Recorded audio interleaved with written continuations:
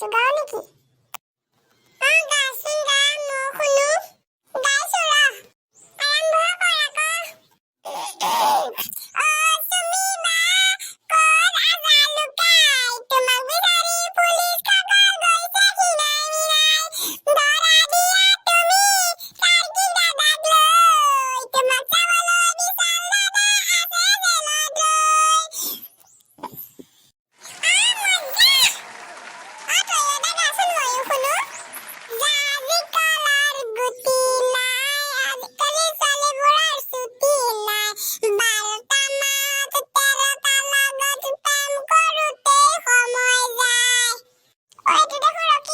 দাদা আছে